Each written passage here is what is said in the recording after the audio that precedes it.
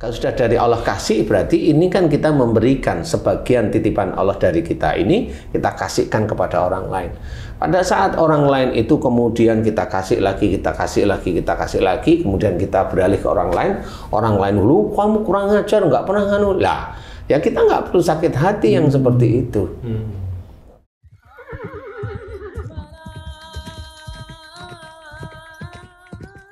Bismillahirrahmanirrahim. Assalamualaikum warahmatullahi wabarakatuh. Waalaikumsalam warahmatullahi wabarakatuh. Para pemirsa dan sahabat beriman dimanapun berada, kita jumpa lagi di Ustadz Danu Official Channel.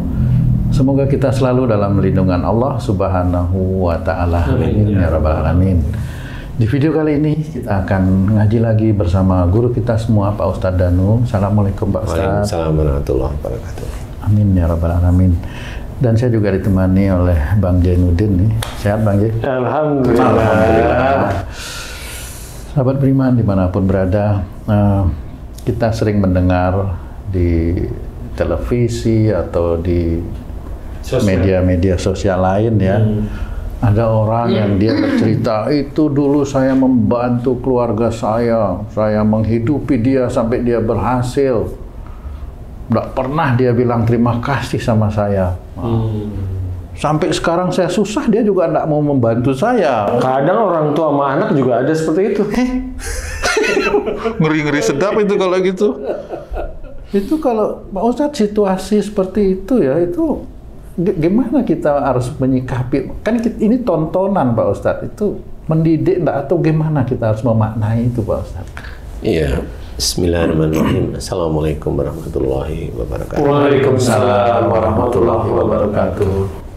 Jadi kalau memang itu di medsos atau di TV itu ada orang-orang yang punya karakter seperti itu, ya jadi sebenarnya ya kita bisa belajar, bukan mau nyalain orang tersebut ya, bukan, tapi belajarnya gini, kalau dulu saya membantu dia, membantu dia dan berhasil dan dia tidak berterima kasih. Nah, kalau memang omongannya itu betul, dulu saya membantu dia, nah kan nanti yang dibantu tanya, kan dulu saya nggak minta bantuan. Nah, malah gitu jadinya bisa ya.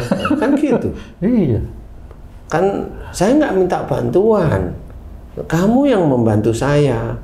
Lah saya, ya kalau saya nggak berterima kasih kan nggak apa-apa. Kalau jawab gitu gimana Pak? Iya juga ya Pak Ustadz. Tetapi di situ kan ada drama di hadapan Allah Ta'ala. Pada saat seseorang itu memberikan bantuan, apa yang dia cari dengan memberi bantuan kepada orang lain? Dia cari hanya menolong karena kasihan. Bisa jadi ya Pak Ustadz itu. Atau dia memang menolong karena Allah. Nah, ini. Ustadz, kalau tadi Ustadz waktu dia dulu menolong, taruhlah ikhlas, dicatat sebagai kebaikan. Kemudian sudah berpuluh-puluh tahun, catatan kebaikannya itu udah paling bawah lah istilahnya. Oleh malaikat raqib nih ceritanya kan. Tiba-tiba udah puluhan tahun diungkit lagi, ya kan? Itu kan berarti kan catatan yang di bawah diambil lagi tuh Ustaz, istilahnya seperti itu. Kemudian dicoret gitu kan? Apa demikian Ustaz? Insya Allah seperti itu. Makanya kalau kita itu melakukan sedekah atau infak, itu tidak boleh kita berkata kasar terhadap apa yang kita berikan kepada seseorang tersebut. Tidak boleh. Jadi itu berkata kasar tidak boleh, apalagi mengungkit, kemudian apalagi ada dengan emosi, dengan ingin orang yang kita bantu itu membantu kita lah, kan jadi lucu. Pamrih ya. Ada pamrih, makanya itu banyak sekali kesalahan di hadapan Allah Ta'ala. Makanya dulu saya pernah cerita, sampai kapan kita menjaga infak, sedekah kita, atau amal-amal baik kita yang kerjakan sampai kita dipanggil oleh Allah Ta'ala. Kita jaga. Makanya jadi kalau catatan diserahkan istilahnya ada kesan seperti itu belum tentu aman. Belum tentu aman loh. Orang itu kelihatan dia sholat dulu, bisa aja murtad kok. Lah, gimana kan gitu. Jadi kita harus memahami catatan-catatan yang tidak baik yang diambil lagi kemudian di stip ya kasarnya seperti itu, kemudian menghancurkan amal-amal soleh yang lain, itu juga jangan seperti itu. Nah, orang-orang yang melakukan hal tersebut bagaimana? Apakah dia melakukan pada saat membantu itu karena Allah atau tidak? Benar. Nah, ini harus dipahami. Nah, makanya karena dia tidak karena Allah, nah ngomonglah dia. Pada saat itu dia pasti akan, kalau orang Jawa itu mengundat-undat namanya, itu jadi mengungkit lah istilahnya. Itu kan Ustadz yang saya bilang dari awal tadi, ada juga orang tua sama anak seperti itu juga. Yang ngungkit siapanya nih? Orang tua. Orang tuanya. Karena anaknya ini istilahnya bandel gitu, kesel nih orang tua. Ini anak nih dari dulu dari kecil udah dilahirkan gitu. dididik, habis jual sawah segala macem gitu kan, nggak tahu terima kasih sama orang tua, ngelawan sama orang tua gitu kan. Ya sama, itu nggak ikhlas. Nggak ikhlas, itu nggak ikhlas. Jadi nggak ikhlas yang mengajak sujud kepada Allah Ta'ala itu malah begini, sini nak duduk. Kenapa kamu selalu ngelawan orang tua? Padahal dulu orang tua itu mendidik kamu itu baik-baik, kan itu ya. Sampai kamu sekolah, sampai pinter S2, S3 yang biayanya itu ratusan juta itu. Nah itu sampai jual tanah, jual ini. Apa kamu itu yang nggak melihat susah dan sedihnya orang tua? Nah itu didik, bukan tidak ikhlas. Itu namanya nasihat atau apa itu? Ya, itu didik namanya. Mendidik. Agar mengerti.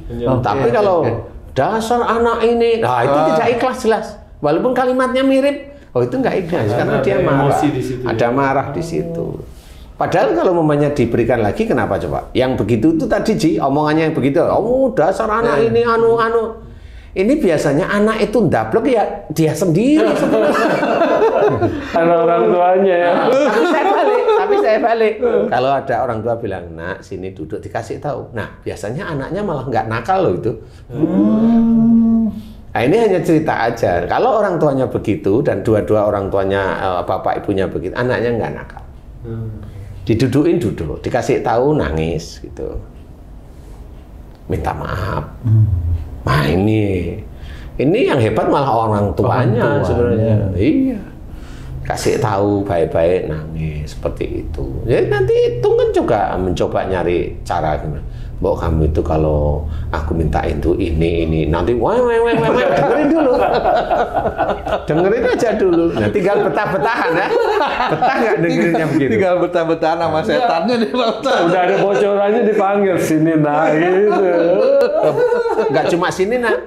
Sini yuk. Gitu. Berani nggak tinggal gitu? Udah dikasih tuh. Iya.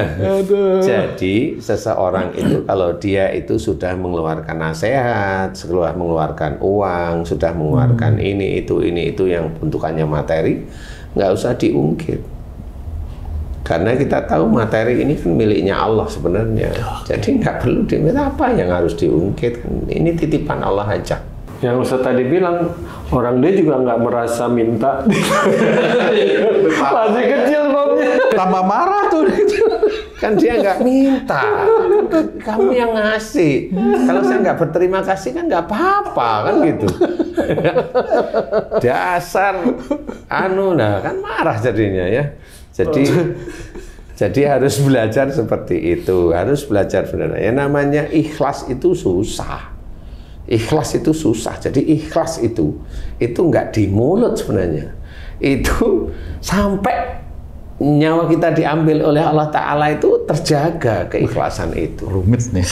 Bukan rumit. Ya emang teorinya seperti itu. Jadi Pak Ustadz gimana ya caranya supaya ikhlas itu betul-betul tertanam di dalam diri masing-masing kita. Ini kan kita nggak tahu ke depan apa yang akan terjadi. Ini belajar pertama itu adalah dengan makan dulu nih.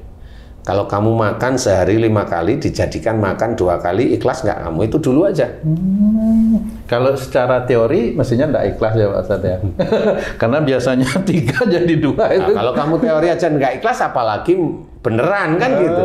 Iya. Sebenarnya keikhlasan itu diawali dari tetap belajar agama dengan baik dan benar, kemudian juga diamalkan. Gimana maksudnya? Gini loh sebenarnya. Istilahnya kalau kita itu sebagai manusia, kita nih ya, kita itu tahu. Makanya kalau ibaratnya ikhlas itu diawali dari orang yang senang bersyukur kepada Allah Ta'ala. Atau bukan senang ya, orang yang selalu bersyukur kepada Allah Ta'ala atas nikmat dan karunia Allah. Nah, orang yang paham tentang rasa syukur inilah dia itu nanti paham tentang keikhlasan. Iya, benar. Jadi apapun yang dia lakukan itu atas ini Allah, campur tangan Allah. Iya, kebaikan yang kita kerjakan itu sebenarnya atas campur tangan Allah, nggak mungkin dari kita. Berarti perang melawan hawa nafsu ini, Pak Ustadz. Bukan perang melawan hawa nafsu. Ya belajar dulu sehingga dia tahu bahwa apa yang saya kerjakan inilah Allah. Bukan kita merasa Allah, bukan. Ini pasti dari Allah kasih. Kalau sudah dari Allah kasih, berarti ini kan kita memberikan sebagian titipan Allah dari kita ini, kita kasihkan kepada orang lain. Pada saat orang lain itu kemudian kita kasih lagi, kita kasih lagi, kita kasih lagi, kemudian kita beralih ke orang lain, lu kamu kurang ajar, nggak pernah nganu. Lah, ya kita nggak perlu sakit hati yang seperti itu. Karena ini Allah. Nah, kalau umpama pada suatu ketika Allah menguji kita umpamanya ya, menguji orang yang tersebut yang dia belajar bahwa semua kebaikan yang saya berikan pada orang lain ini dituntun oleh Allah Ta'ala, berarti itu juga disyukuri. Nah, suatu ketika Allah menguji orang yang seperti ini dengan diturunkanlah rezekinya. Dia bagaimana memberikan? Tetap aja dia memberikan, cuma sebagiannya digunakan untuk keluarga karena dia punya keluarga, tetap memberikan walaupun tidak besar tapi memberikan. Dan di sini dinilai oleh Allah Ta'ala. Tetap husnuzon deh. Tetap husnuzon kepada Allah Ta'ala dengan keadaan.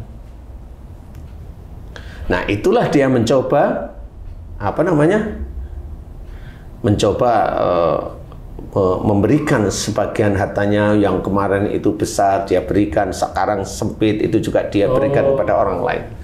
Alladzina yunfikuna fis-sarai wad-dara. Nah, seperti itu. Jadi, iya, dia memberikan pemberian dari Allah Ta'ala, menyedekahkan, infakkan dalam keadaan lapang maupun sempit itu dia berikan. Nah, di titik ini kan ketahuan kalau dia memberikan karena Allah tetap, walaupun sedikit karena Allah tetap lillahi ta'ala, dia tidak mencari kembalian uang yang besar dari apa yang dia berikan, dia mencari ridha Allah Ta'ala. Masuklah dia masuk ke arah muttaqin, masuk dia menjadi muttaqin. Sebenarnya di titik itulah orang itu nggak sadar bahwa Allah itu yang memasukkan dirinya itu ke dalam golongan orang-orang yang takwa, walaupun masih dalam takwa yang sedekah. Nah, di titik ini dia nggak akan, ya Allah kenapa orang yang dulu saya tolong, walaupun nggak ngomong di YouTube, nggak ngomong di TV, dia hanya diem.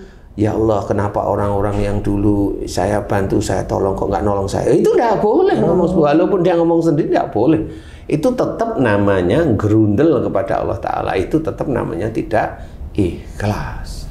Enggak, dia tetap aja husnudon kepada Allah Ta'ala, tetap aja dia beri walaupun sedikit, dia beri walaupun sedikit.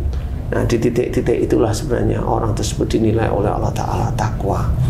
Nah, makanya yang namanya ikhlas itu susah, tetapi harus kita lakukan. Awalnya adalah kita senantiasa bersyukur atas titipan Allah, baik karunia yang bentukannya tubuh kita ini, udara, kemudian tahap-tahap di tubuh, ya bisa buang air kecil, bisa BAB, bisa buang angin, bisa makan, bisa mendengar, itu kita syukuri setiap saatnya. Wong itu sejak kecil itu Allah sudah menitipkan, kenapa itu kita tidak syukuri?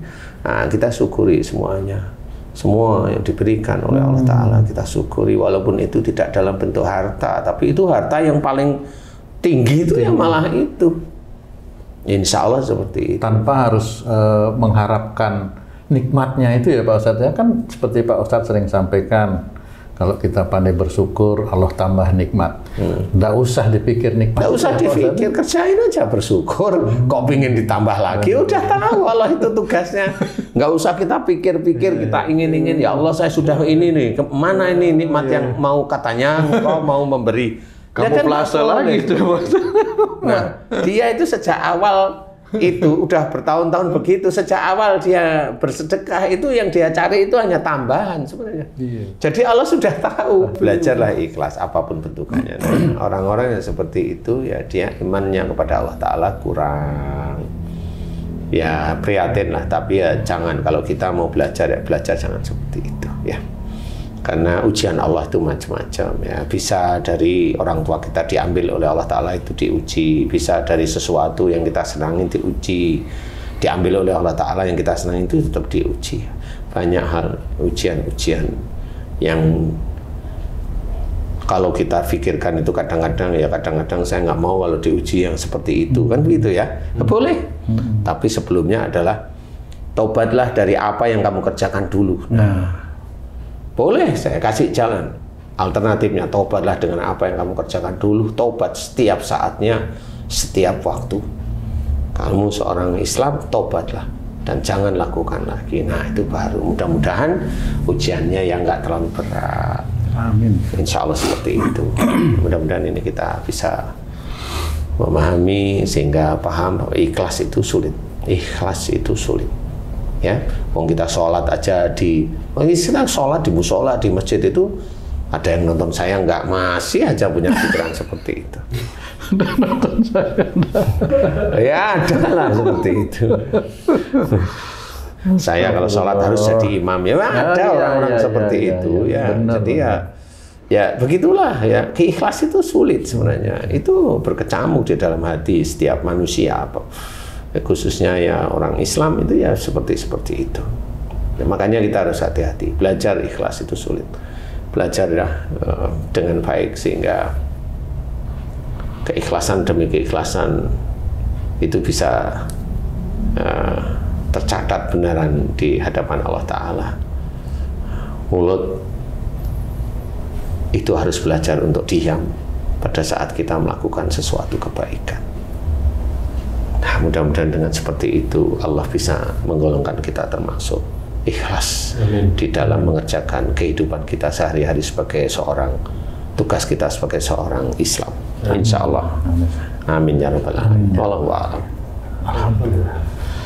Alhamdulillah, terima kasih banyak Pak Ustadz penjelasannya. PR semakin banyak nih. Selalu jadi banyak PR-nya. Sahabat beriman dimanapun berada, sampai di sini perjumpaan kita kali ini. Terima kasih atas perhatiannya dan kita jumpa lagi di video-video kami yang lain. Wassalamualaikum warahmatullahi wabarakatuh. Waalaikumsalam warahmatullahi wabarakatuh. Alhamdulillah.